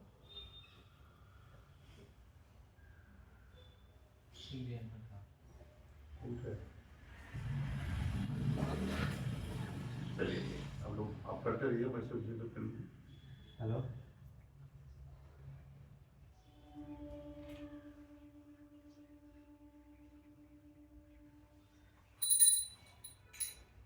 देखो what I'm covering my,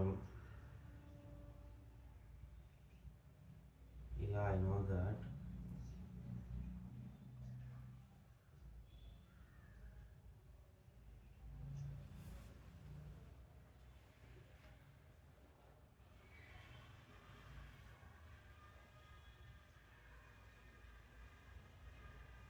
Called out in the sense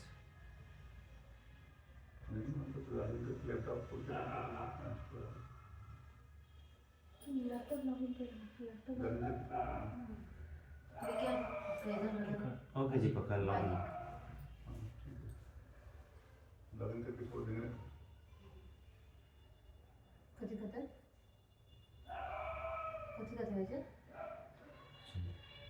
उनका लॉगिन करके छोड़ दीजिए। हाँ लॉगिन कर दो। लगा दो। चलिए आज से चतुर्थ व्यायाम और चौथे ध्यान में भगवान ने क्या किया?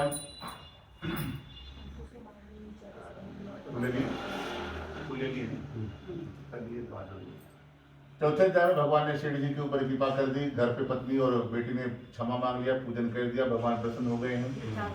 और उधर जेल से भगवान प्रसन्न होते, जेल से छुड़वा दिया। राजा से 2 गुना धन भी शेठ जी को पास दिलवा दिया है।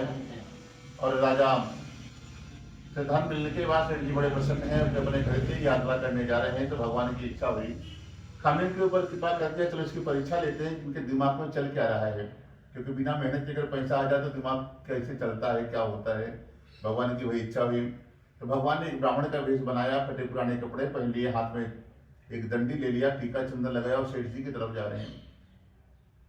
और सेठ जी ने देखा दूर से कि लगता है इस नगर के कोई गरीब ब्राह्मण है, हमको बड़ा आदमी समझ करके आ रहा है। हो सकता है पंडित जी के पास कपड़े फटे हुए, हो सकता है कपड़े दान कर देंगे, या हो सकता है अन्न दान कर देंगे, 1 आध दिन भोजन पानी का काम इनका चल जाएगा। परंतु हम महाकंजूस आदमी आज तक किसी को नहीं दिए हैं।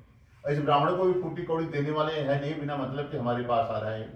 और भगवान थोड़ी देर में ही धीरे से सेठ जी के पास प्रकट हो गए और पूछा, सेठ जी तुम्हारी नाम में क्या रखा हुआ है? भगवान परीक्षा उसी की लेते हैं जो भगवान खुद आपको दिए हैं। ऐसे भगवान बिना मतलब के किसी से कुछ नहीं पूछते हैं। भगवान ने धन दिलाया था तो सोचा हम इसी का पूछ लेते हैं। तो भगवान ने पूछा, सेठ जी तुम्हारी नाम में क्या रखा हुआ? सेठ जी बड़े जोर से डांटा और कहा, अरे दरिद्र ब्राह्मण क्यों पूछता, क्या धन लेना चाहता है? मेरी नाम में बेल पत्ता आज भरा हुआ है।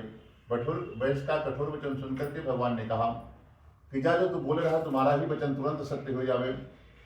सेठ जी के नाम में जितना सोना चांदी रखा था, जैसे बताया कि बेल पत्ता भरा है, तुरंत सारा बेल पत्ता हो गया। तब ब्राह्मण देवता ने कहा कि देखो सेठ जी, हम तुमको आशीर्वाद देने के लिए आए थे, ये तुम्हारी नाम में रखा है 10 गुना बढ़ जाए। आपने हमको बेल पत्ता बताया है, आप मुड़ करके देख लेना, आपका 10 गुना बढ़ गया है। क्योंकि हम साधारण ब्राह्मण नहीं हैं। सेठ जी जैसे नाम में सोना चांदी देखा, कहाँ चला गया, बेल पत्ता देखते ही मूर्छित होकर के धड़ाम से वहीं गिर पड़ा। कितना मुश्किल से इतना दिन बाद जेल से छूटे थे, धन भी 2 गुना मिला था और सारा धन फिर से बेल पत्ता हो गया। सेठ जी बड़े दुखी हुए। कई घंटों बाद जब उनको होश आया तो साथ में जमाई था, उन्होंने कहा कि लगता है कोई ब्राह्मण नहीं है, कोई सिद्ध महापुरुष है। एक काम करो, जाइए उनके पास, उनसे क्षमा मांगो, तभी आपकी मनोकामना पूरी होगी। दामाद के वचन सुनकर के साधु वैश्य के पास, साधु वैश्य जाकर के ब्राह्मण के चरणों में गिर पड़ा, त्राहिमाम करके लेट गया। तब जो वहां पर गया तो भगवान के जब चरणों में लेटा तो पहचान गए एक साक्षात नारायण है। भगवान कभी भी किसी की परीक्षा लेने के लिए जाते हैं भेष बदल करके, तो शरीर का भेष बदलते हैं, चरण अपने ही रखते हैं, इसलिए भगवान के चरणों की सेवा होती है। भगवान के चरणों में चिन्ह देकर के शंख चक्र पद्म आदि सब पूरे निशान भगवान के चरणों में बना था। वो समझ गए साक्षात नारायण है, हमारी परीक्षा लेने के लिए आए हैं। हाथ जोड़ते के साधु बनिया रोने लगा और कहा कि हे भगवान, हमारे अपराध को क्षमा करें, हम आपको पहचान गए आप कौन हैं, और आज के बाद जीवन में कोई ऐसा अपराध नहीं करेंगे। प्रभु हमारी रक्षा करें, हमारे नाम में बेल पत्ता नहीं सोना चांदी रखा था। तब भगवान मुस्कुराए भगवान ने कहा ठीक है क्षमा कर देते हैं, परंतु आज के बाद कभी कोई साधु ब्राह्मण या कोई दीन दुखी तुम्हारे पास आए, तुम्हारे पास व्यवस्था है तो उसकी मदद कर देना, नहीं भी करना तो जैसे आपने हमको डांटा है, हमारा अपमान किया, वैसे कभी किसी का अपमान मत करना। देना नहीं देना तुम्हारी मर्जी है, परंतु किसी को डांटना और मारना मत, कि कुछ दिए भी नहीं और डांटे अपमान अलग से कर दिए, तो ऐसे कभी किसी के साथ नहीं करना। साधु बनिया हाथ जोड़ करके कहता कि हे भगवान, हम आपको वचन देते हैं आज के बाद हमारे पास कोई भी साधु ब्राह्मण दीन दुखी आएगा तो खाली हाथ हमारे दरवाजे से आज के बाद नहीं जाएगा। भगवान ने तुरंत उसका सारा बेल पत्ता नष्ट किया, सोना चांदी दिया और नाव में भर करके सेठ जी नाव के माध्यम से अब धीरे से अपने नगर पहुंच गए। तो नाव चला रहा था, सेठ जी ने घर भेजा। घर जाकर के देखा कि आज उनकी पत्नी और बेटी फिर से भगवान का पूजन कर रही थी कि भगवान हमारा पति जमाई आ जाए। जैसे समाचार मिला कि सेठ जी नगर के पास आ गए हैं, सेठ जी की पत्नी ने पूजा को छोड़ करके अपने पति के दर्शन के लिए चली गई और बेटी को बोला कि हे बेटी तू भी जल्दी से आ जाना। और बेटी ने भगवान के पूजन को जल्दी जल्दी कर दिया और वो भी बिना प्रसाद लिए पति के दर्शन के लिए चली गई। तो वहां पर क्या देखा, समुद्र में एक लहर आती है जिसमें साधु बनिया की नाव डूब गई है और साधु बनिया का दामाद भी जल के अंदर डूब गया है। तब साधु की बेटी जोर जोर से वहां पर रोने लगी। ऐसी दशा देख करके साधु बनिया बड़ा दुखी हुआ और कहा कि भगवान, मुझसे या मेरे परिवार से जो कुछ भी अपराध हो गया प्रभु हमारा मार्गदर्शन करें। तुरंत सूर्य नारायण भगवान ने आदेश दिया कि हे साधु, तुझसे कुछ भी अपराध नहीं हुआ, तुम्हारी पत्नी और बेटी घर पर पूजन कर रही थी, लोगों ने पूजन तो कर दिया परंतु भगवान के प्रसाद को छोड़ करके आ गई, इसके लिए तुम्हारे साथ ऐसी घटना घटित हुई। आप लोग घर जाइए और भगवान से क्षमा मांगो और प्रसाद चढ़ामृत लेकर के वापस आओ, तो अभी आपकी नाव भी मिल जाएगी, आपका धन भी और जमाई भी मिल जाएगा। और सूर्य भगवान कोई साधारण व्यक्ति नहीं और साक्षात भगवान नारायण ही विष्णु जी हैं, वो हर दिन प्रकट होते हैं। जो उनकी महिमा को जानता है वो सुबह एक लोटा जल देता है, उनका पूजा कर लेता है, साक्षात भगवान ने प्रकट होते हैं। जैसे कृष्ण ने अर्जुन को दर्शन दिया था, वैसे हम लोग को भी दर्शन देने के लिए भगवान खुद आते हैं हर दिन दर्शन देने के लिए। जो उनको एक बार प्रणाम किया है, एक लोटा जल देता है ना, कभी वो जीवन में गरीब नहीं होगा। और आप कहीं भी घर से बाहर निकलोगे कि सूर्य भगवान को एक लोटा जल देकर के प्रणाम करके निकले तो आपका एक्सीडेंट नहीं होगा, आपके साथ कोई हादसा चोरी नहीं होगा कि कोई सामान लेकर भाग गया, कुछ हो गया। आप पूरा दिन सेफ हो जाते हैं जिस दिन भगवान सूर्य का पूजन करके आप घर से बाहर गए। और गरीबी कभी जीवन में देखने को नहीं मिलेगी आपको, हमेशा जितना धन है उतना रहेगा, उससे आगे बढ़ोगे, नीचे नहीं गिरने पाओगे। खाली सूर्य भगवान का जो पूजन करता है उतने करने मात्र से, क्योंकि वो साक्षात नारायण विष्णु ही है, दूसरा कोई और नहीं है। जो सूर्य भगवान आते हैं हर दिन हम लोगों पे कृपा करने के लिए आते हैं। जो जानता है उनको जाके प्रणाम कर लेता है, नमस्कार कर लेता है, उनका दर्शन कर लेता है। जो आलसी आदमी है सोता है होंगे उनका अपने काम में आने से, तो हम लोगों के ऊपर कृपा करने के लिए भगवान आते हैं। तो भगवान के जैसे आशीर्वाद वहाँ पर आकाशवाणी हुई, सुन करके पूरा परिवार घर गया, भगवान से क्षमा मांगी, प्रसाद खाते हैं, वापस आते हैं तो फिर समुद्र में एक लहर आई है जिसमें साधु बनिया की नाव, धन और जमाई मिल गया। पूरा परिवार भगवान का पूजन करके अंत में सब लोग फिर से परम धाम को जाते हैं। बोलो श्री सत्यनारायण भगवान की जय। ओम श्रीमन्नारायण नारायण नारायण भजमनि नारायण नारायण नारायण विष्णु नारायण नारायण नारायण गोविंद नारायण नारायण नारायण श्रीमन् नारायण नारायण नारायण। सत्यनारायण भगवान की जय। अब तीन लोग पूछ रहा था सामने और फिर से दूसरा ले लीजिए, बस 2-3 मिनट का और है।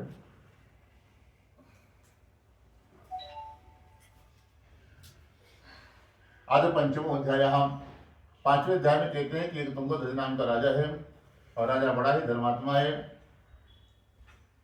उसने भी एक बार वन में जाकर के वन पशुओं को मार करके एक बड़ के पेड़ के नीचे आया हुआ, वहां पर देखता है काफी ग्वाल बाल लोग गाय चराने वाले सामने वहां पर बैठे हैं और सब लोग आपस में भगवान का पूजा कर रहे हैं। राजा देख करके अभिमान बस वहां पर नहीं गया, नहीं भगवान को देख करके भगवान को भी प्रणाम नहीं किया और न ही भगवान की पूजा में सम्मिलित होता है। थोड़ी देर बाद ग्वाल बाल जो गाय चराने वाले थे लोगों ने पूजन को पूर्ण किया और पूर्ण करने के बाद विचार किया कि हमारे नगर का राजा है, पहले हम राजा को प्रसाद देंगे फिर बाद में हम लोग खाएंगे। एक छोटा सा बालक प्रसाद लेकर के राजा को देने के लिए गया तो राजा के मन में बड़ा अहंकार था कि बहुत बड़े आदमी है, लोग छोटे जात के लोग हैं, लोग न मालूम कैसे बर्तन में बनाए होंगे, साफ सफाई का नहीं ध्यान दिए होंगे। तो उनके हाथ के प्रसाद को नहीं लिया और डांट करके उस बालक को भगा दिया कि तुम्हारी हिम्मत कैसे हुई उनको प्रसाद देने के, हम राजा आदमी है, बड़े आदमी हैं। तो वही प्रसाद छोटा सा बालक लेकर के भगवान के सामने रख दिया और रख करके रोने लगा। उस बच्चे को रोते हुए देख करके भगवान खुद रोने लगे, क्योंकि बच्चों के साथ जैसे बच्चे करते हैं भगवान भी बच्चे के साथ बच्चे ही बन जाते हैं। तो भगवान भी रोने लगे जैसे भगवान रोए, भगवान की आंख से आंसू आ गया, आंसू से जैसे जमीन पे गिरा, अग्निदेव प्रकट हो गए। भगवान ने कहा कि देखो हमारे यहाँ छोटे से भगत को इस राजा ने रुला दिया है। इसको लगता है कि हम बहुत बड़े आदमी हैं, क्योंकि ये सारा धन जो है हमारा ही दिया हुआ है इसके पास, उसी से इतना अहंकार इसको हो गया है। तो एक काम को अग्निदेव जाइए, इसका अहंकार मिटाने के लिए इसके पास जो धन है, पत्नी है, बेटा है, धन है, नौकर है, सब कुछ जला करके राख कर दो। अग्निदेव पहुंचते हैं, पूरे घर में एक भी जीव नहीं बचा, ना उसका धन बचा, ना पत्नी ने बेटा, सब जला करके राख कर दिए। अग्निदेव भगवान के पास वापस आ गए। थोड़ी देर बाद राजा अपने घर के लिए गया तो देखता है कि ना हमारे पास पत्नी है, न बेटा, न नगर है, न नौकर है, न धन है, कुछ नहीं, सब समाप्त हो गया। एक ऐसे हुआ, राजा बड़ा उदास हुआ और समझ गया कि हमने जो भगवान के प्रसाद का अपमान कर दिए हैं, लगता है उसी कारणवश हमारे साथ ऐसे हुआ है। पूरा राजा फिर भाग करके जंगल गया। ग्वाल लोग जहाँ पर पूजन किए थे उनके सबको पैर पकड़ करके क्षमा मांगी है, प्रसाद मांग करके खाया। फिर वापस आता है तो जैसे था सब व्यवस्था भगवान ने विश्वकर्मा भगवान को भेज करके फिर से बना दी। जब वहाँ पर भक्तों से क्षमा मांग लिया, प्रसाद खा लिया, तो भगवान ने कृपा करके फिर से सारी व्यवस्था बना दिया है।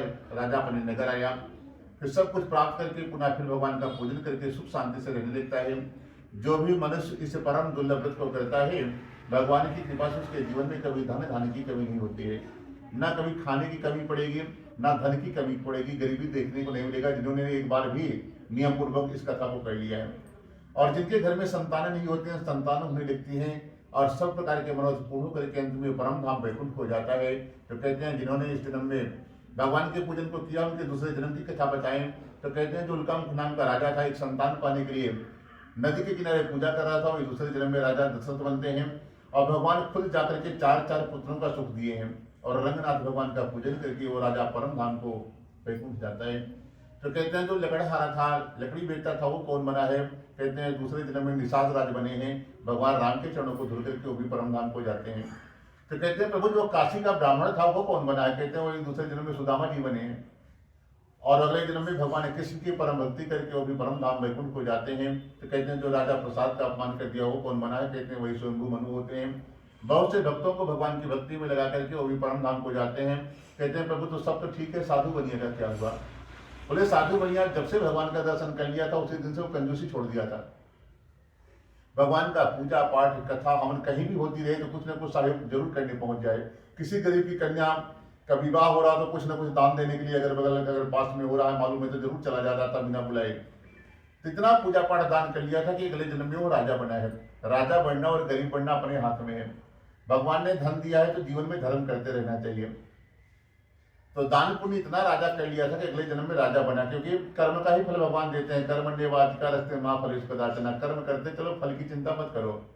अच्छा कर्म किया तो वो भी मिलेगा। जीवन में जितने गड़बड़ काम किया वो उसका भी फल देते हैं। खाली भगवान ही फल देते हैं, बाकी इनसे कुछ मतलब नहीं है। खाली कर्म ही आपका अपना है। आप कैसे कर्म कर रहे हैं, कैसे कर चुके हैं पहले, उसी के आधार पर आपको फल मिलना है। उसी के आधार पर पत्नी मिलते हैं, वैसे बच्चे मिलते हैं, वैसे बेटा मिलता है, वैसे रिश्तेदार सब कुछ वैसे मिलते हैं। आपके जैसे अपने कर्म हैं। तब साधु बनिया, साधु बनिया दूसरे जन्म में इतना पहले जन्म में पूजा पाठ कर लिया कि अगले जन्म में राजा बना। राजा कहाँ ना, मगध का नाम सुने होंगे। मगध, मगध सुने नहीं? बिहार का ही क्षेत्र है मगध। वहां का राजा बना है और राजा का नाम था मोरध्वज। बड़ा धर्मात्मा राजा है। इतना दान पुण्य पूजा पाठ करता था कि हरिश्चंद्र के बाद उसी का नाम आता था। कोई भी ब्राह्मण साधु पहुंच जाए तो खाने पीने का दान करना, कपड़ा दान करना, कुछ कभी कोई ब्राह्मण साधु खाली हाथ नहीं जाता था। और इतना दान करता था कि एक साल घर में बैठ करके खाए, कहीं मांगने की जरूरत नहीं है। तो भगवान कृष्णावतार में आए हुए तो उन्हें इच्छा हुआ कि साधु बनिया का फिर से परीक्षा लिया जाए। पूर्व जन्म में तो लिए थे और ये हमसे झूठ बोल दिया था कि बेलपत्ता नहीं, मेरे सोना चांदी नहीं, बेलपत्ता ही जन्म में क्या कर रहा है। और हमको वचन दिया है कि कोई साधु ब्राह्मण आएगा तो वो चीज़ है तो हमको कभी वापस नहीं करेंगे, जरूर उसकी मदद करेंगे। अब इस जन्म में जिसको भगवान एक बार मिल जाए, चाहे जितना जन्म ले, किसको क्या वादा किया, किससे कौन सा वचन दिया, सब कुछ उसको याद रहता है। तो साधु बनिया को सब कुछ याद था। राजा बना है जिसको भी याद था कि हम पूर्व जन्म में बैठ सके। तो भगवान कृष्ण ने क्या किया, अपने मित्र अर्जुन को बुलाया, बोला कि चलो आज एक भक्त का हम परीक्षा लेते हैं, पूर्व जन्म से हमारा उसका बड़ा रिश्ता है। तो बोले क्या करना होगा प्रभु? तो भगवान ने कहा तुम शेर बन जाओ, हम पंडित जी बन जाते हैं। ब्राह्मण बनकर के मिले थे। अर्जुन शेर बन गए, गले में रस्सी डाला, भगवान पंडित जी बन करके पहुंच गए मगध। भिक्षा मांगी तो राजा का नियम था कि कोई ब्राह्मण आए कितना दान करो, साल भर बैठ करके खाए, इनके लिए भी खूब कपड़ा, अनाज, सोना चांदी आया। बोले ये सब हमको नहीं चाहिए, आप अपने राजा को बुलाइए, हम उसी से मांगेंगे जो मांगना है। राजा को संदेशा मिला कि पहली बार आपके दरवाजे में कोई विचित्र ब्राह्मण आया है और उसके शरीर से इतना तेज निकल रहा है कि जो समझ लो सूरज निकल रहा है किरण चारों तरफ, और साथ में शेर लेकर के आया है। तो राजा समझ गया कि साधारण ब्राह्मण तो हो नहीं सकता है।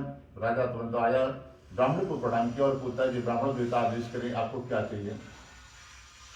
तो भगवान ही गए थे ब्राह्मण बनकर के, उन्होंने कहा कि राजन जो हमारे साथ में आया हमको तो कुछ नहीं चाहिए, इसका अखंड व्रत चला, 6 महीने से व्रत करके रखा है शेर हमारा, इसकी इच्छा जो तुम्हारे पास एक बेटा है उसी को ये खाना चाहता है। यदि आप अपने बेटे को नहीं दोगे तो शरीर को त्याग कर देगा परंतु अपने व्रत को नहीं तोड़ेगा। अब तो राजा बड़ा टेंशन में हुआ कि ये क्या भगवान मांग लिए ब्राह्मण देवता, परंतु उसको याद था कि पूर्व जन्म में हमने भगवान को वचन दिया है कि वो चीज है तो हमारे दरवाजे से ब्राह्मण खाली हाथ नहीं जाएगा। बेटा था, बोला अगर मना कर देते हैं तो हम 1000 साल तक नरक में पड़े रहेंगे। तो शर्त मान गया कि ठीक है हम अपने ब्राह्मण अपने बेटे को देते हैं तुम्हारे शेर के लिए। तो भगवान ने शर्त को थोड़ा और बढ़ा दिया, बोला देखो हमारा शेर ऐसे किसी को नहीं खाता है, खाली दाहिना भाग खाता, बायां भाग नहीं खाता है, भगवान ने कहा। तो राजा को थोड़ा सा दुख हुआ, बोले वो क्या करें। फिर मान गया कि चलो ठीक है कोई बात नहीं, दाहिना भाग हम देंगे अपने बेटे का। फिर भगवान ने कहा कि एक शर्त और है। बोले वो क्या है। बोले कि पति पत्नी तुम भी दोनों मिलकर के काटोगे अपने बेटे को, तब हमारा शेर खाएगा। फिर मान गया राजा। फिर भगवान ने कहा कि देखो ना तुम्हारी पत्नी की आंख में आंसू आए, ना तुम्हारे ना तुम्हारे बेटे के, किसी के भी आंख में आंसू हमने देख लिया तब भी हम वापस चले जाएंगे। फिर अपने बेटे को बुलाया, आराम मंगाया और अपने बेटे को ही राजा काट रहा था, जैसे थोड़ा शरीर कटा, बच्चे की आंख में आंसू आ गया। भगवान ने देख लिया, भगवान ने अर्जुन को पकड़ा, शेर को, मुड़ गए कि चल रहे हैं हम नहीं लेंगे, नहीं चाहिए दान तुम्हारा। तो छोटा सा बालक हाथ जोड़ करके कहता है कि प्रभु हमको इस शरीर से कोई मोह नहीं, आज नहीं 70 साल 80 साल 60 साल में शांत होगा और ये मिट्टी का शरीर है, फिर हमारे घर वाले ही जला करके हमको फिर से मिट्टी में मिला देंगे। इसमें हमको कोई मोह नहीं है ना, हमको कोई दर्द हो रहा है। हमको तो दुख इस बात का हुआ था कि आपने दाहिना भाग मांगा था, आधा शरीर घर वाले क्या करेंगे लेके हमारा, यदि पूरा ले लेते तो पूरा शरीर हमारा दान हो जाता। प्रभु ऐसे ब्राह्मण कहाँ मिलते हैं दान देने के लिए। जब इतना बात छोटा सा बालक 5 साल का बोला, भगवान को दया गई। इसी तरह शंख चक्र लेकर के विराट रूप में भगवान खड़े हो गए। बोले हम साक्षात नारायण है। जो शरीर कटा था पूरा जुड़ गया और भगवान ने बाहर रखवाया। बोला हम तो परीक्षा लेने के लिए आए थे कि हमको वचन दिए थे पूर्व जन्म में कि कोई भी साधु ब्राह्मण आएगा तो हमारे दरवाजे से वापस नहीं आएगा, वो चीज हमारे पास रहेगी तो हम पक्का उसको देंगे, खाली हाथ नहीं जाने पाएगा। और बेटा इनके पास था इसलिए हमने इस परीक्षा लेने के लिए आए थे कि देखो देते हैं कि मना कर देते हैं, परंतु हमको ये सब चाहिए नहीं। तुरंत लड़के का शरीर जुड़ गया। फिर भगवान ने कहा कि राजा आप वरदान मांगवा, तुम्हारी पूजा से हम संतुष्ट हो गए। इतनी कठिन परीक्षा हमने आज तक किसी की नहीं ली कि किसी के बेटे को कटवा दें हम उसी के माँ बाप से।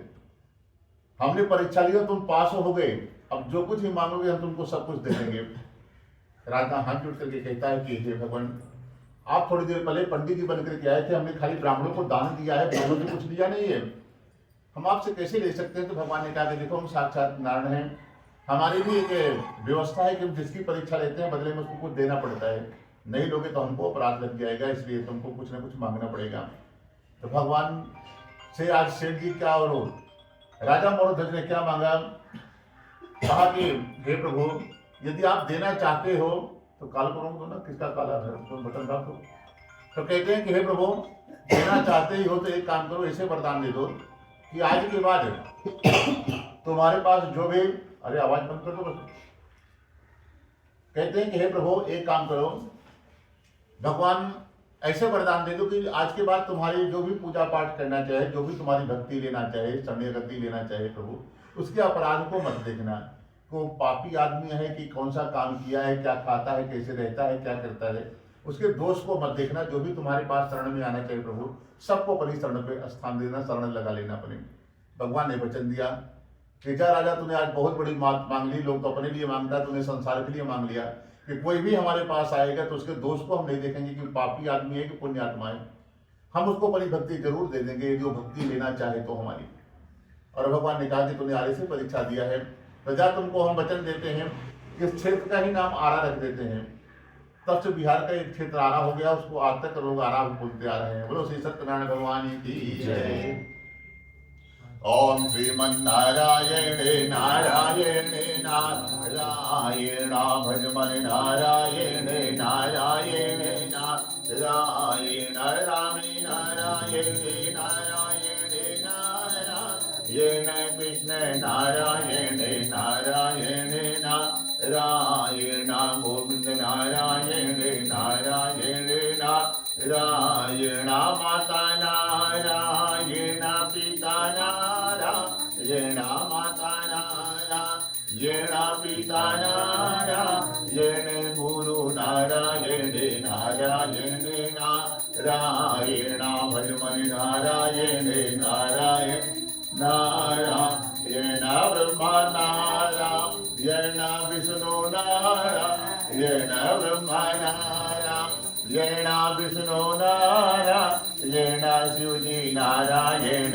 नारायण नारायण भजमन नारायण नारायण सूर्य नारायण चंद्र नारायण सूर्य नारायण चंद्र नारायण तारे नारायण नारायण नारायण भजमन नारायण नारायण नारायण मुझ में नारायण तुझ में नारायण मुझ में नारायण तुझ में नारायण सब में नारायण नारायण नारायण भजमन नारायण नारायण नारायण नारायण वाहनारायण नारायण वाहनारायण जहाँ देखो वहाँ नारायण नारायण भजमन नारायण नारायण नारायण वसुंधरा भगवान की जय बोलो आज के आनंद की जय ओम पुनः पूर्णमिदं पूर्णस्य पूर्णमुदच्यते पूर्णस्य पूर्णमादाय पूर्णमेवावशिष्यते ओम शांति शांति शांति।